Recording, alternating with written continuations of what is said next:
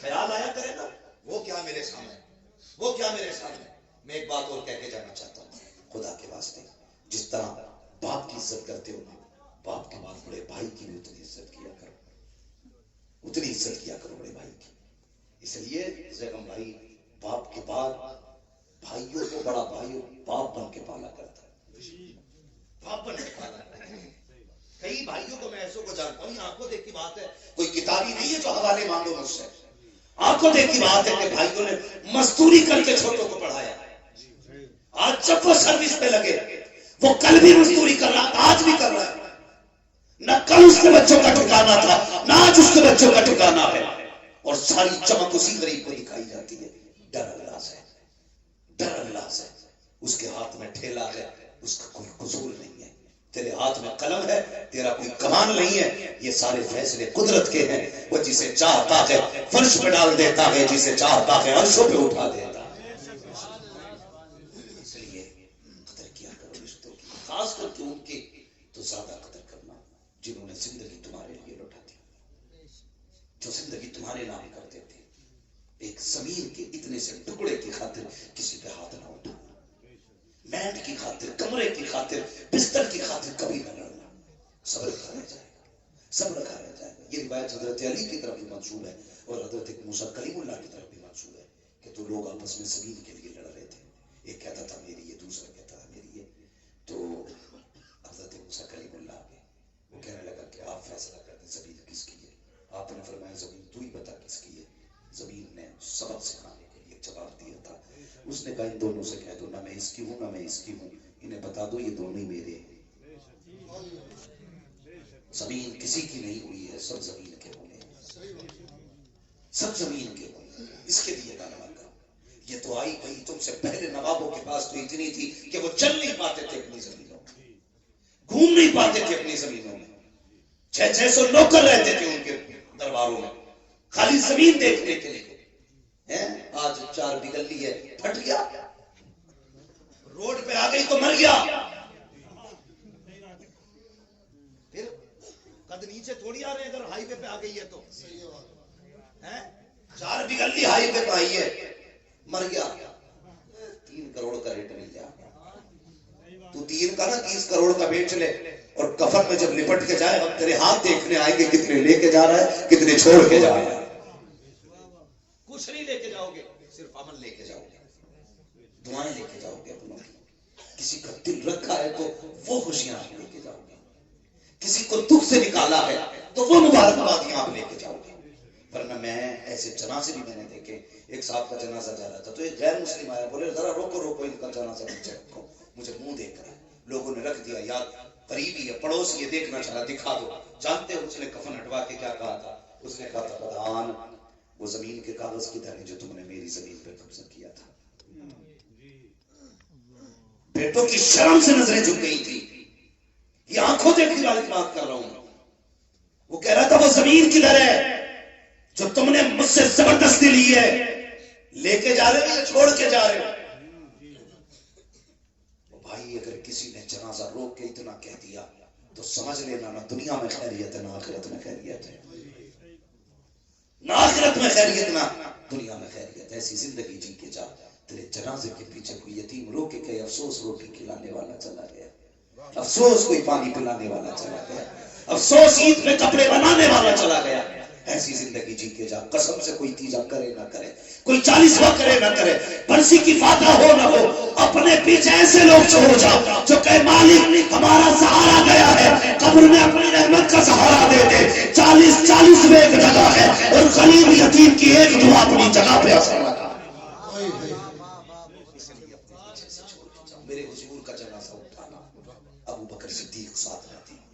غور سے سنو، ابو بکر صدیق ساتھ میں تھے. گھر میں سے چیخ کے رونے کی آواز آئی. فرمانے لگے کون رویا؟ تو دیکھا ایک بچی رو رہی تھی. تو آپ نے فرمایا کیا بات ہے؟ اس نے کہا ہم اس لیے رو رہے کہ ہمارے گھر میں کوئی نہیں تھا کرنے والا، میں اور میری دادی تھی. حضور ہماری بکریوں کا دودھ نکالنے آیا کرتے تھے. آج کے بعد ہماری بکریوں کا دودھ کون نکالے گا؟ میں چھوٹی ہوں، دادی بوڑھی ہے، ہم تو بھوکے رہ جائیں گے. ابو بکر صدیق نے بچی کو سینے سے لگا کے کہا تھا بیٹی پریشان مت ہونا، یہ حضور کا کرم ہے کہ جاتے جاتے ابو بکر کو تیرے گھر کا پتہ دے جا رہے ہیں، ابو بکر کو تیرے گھر کا پتہ دے کے جا رہے ہیں۔ فرمانے لگے بیٹی آج کے بعد ابو بکر آیا کرے گا، پوری دور خلافت میں آپ ان کے گھر جاتے، بکریوں کا دودھ دودھتے اور ان کو دے کے آیا کرتے تھے۔ یار کم سے کم ایسی زندگی گزار کے جاؤ، ایسی زندگی گزار کے جاؤ۔ ہم تو اگر یتیموں پہ ہاتھ بھی رکھتے ہیں نا تو کیمرہ پہلے لگاتے ہیں، فوٹو پہلے لیتے تھی، میں نے یتیم کے سر پہ ہاتھ رکھا، میں نے غریب کو سینے سے لگایا۔ یہ کیا مسئلہ ہے؟ پڑھو نا آپ تاریخ۔ مدینہ شریف میں نا ایک ایسی بوڑھی بھی تھی جس کا کوئی نہیں تھا۔ جب کام تقسیم ہوئے نا حضرت عمر فاروق اعظم اور صحابہ کیسے لوگ تھے، نیکیاں ڈھونڈا کرتے تھے، کہیں کام مل جائے ایسا جس سے بھائی سے صحیح کرے گا، کہیں کام مل جائے ایسا جس سے نہیں۔ پتا چلا ایک بوڑھی ہے جس کا کوئی نہیں۔ حضرت عمر گئے، دروازہ کھٹکھٹا دیا، آواز آئی کون؟ کہا ماں تیرے دروازے پہ آیا ہوں، میں اجازت دے تو آج سے تیرا کام کروں گا، تیرے گھر کا کام آج سے میں کیا کروں گا۔ بوڑھی نے کہا نہیں بیٹی، نہیں بیٹے، تو گھر کے میرے کام مت کرنا۔ آپ نے ضد کی صرف اس لیے تاکہ نیکی مل جائے کسی کی مدد کی۔ تو بوڑھی کہنے لگی تو ہے کون؟ کہا ماں مجھے عمر کہتے ہیں، مجھے عمر کہتے ہیں، ماں اجازت دے تیرے گھر کے کام کروں۔ تو ماں کہنے لگی بیٹے کوئی ہے جو آتا ہے میرے گھر کا کام کر کے چلا جاتا ہے؟ حضرت عمر کہتے ہیں کیا نام ہے اس کا؟ تو بوڑھی کہنے لگی نام تو اس نے آج تک نہیں بتایا، آج تک اس نے نام نہیں بتایا، آج تک نام نہیں بتایا اس نے۔ اچھا فکر ہوئی کہ چلو آتا کب ہے؟ کہا رات کو آتا ہے یا کسی بھی وقت آتا ہے، کام کر جاتا ہے۔ حضرت عمر کہنے لگے دیکھوں گا کون ہے وہ۔ کھڑے ہو گئے، آدھی رات گزری نہ دیکھا کوئی ننگے پیر دبے پیروں سے آ رہا تھا، چہرے پہ کمبل پڑا ہے، اور جیسی دروازے پہ آیا حضرت عمر نے چپکے سے آ کے کندھے پہ ہاتھ رکھا، آنے والے ذرا نام تو بتا تو ہے کون؟ اللہ اکبر، اتنا سنا ہے۔ آنے والے نے جیسی کمبل چہرے سے ہٹایا حضرت عمر فاروق اعظم کی چیخ نکل گئی۔ کیا دیکھتے ہیں؟ وہ چھپ کے آنے والا نبی کا ابو بکر صدیق ہے، وقت کا امیر المومنین ہے، اپنے وقت کا خلیفہ ہے، حیرت میں ہے، کہتے ہیں امیر المومنین بتا تو صحیح رات میں کیوں آتے ہو؟ یار تاکہ نیکی کسی پہ کھل نہ جائے اس لیے سناٹے میں آتا ہوں۔ کہ یہ تو بتائیے چپل جوتا کیوں نہیں پہنا؟ کہ اس لیے نہیں پہنتا ہوں کہیں میری آہٹ سے کسی کی آنکھ نہ کھل جائے، اگر آنکھ کھل گئی تو بات پتا چل جائے گی، اگر یہ نیکی کا پتا چل گیا تو ہو سکتا ہے قیامت میں خدا منہ پہ مار دے اور یار ابو بکر ہو کر کے اگر ننگے پیر جا کر کے چپ کر کے نیکی کرتا ہے تو بتا تجھے کس نے حق دے دیا ہے؟ کیمرے کے آگے کسی غریب کی غریبی کا مذاق اڑایا۔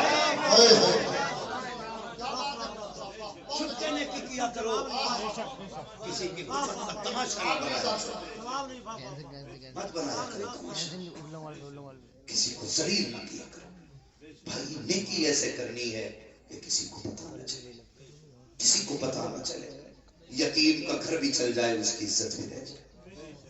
ہاں حضرت عائشہ صدیقہ رضی اللہ تعالیٰ عنہ نے ایک مرتبہ اپنے بھانجے کو کچھ اناج دیا، فرمانے لگی جاؤ ہماری پڑوس میں فلاں شخص بڑا غریب ہے اس کے یہاں دیکھ کے آ جائے۔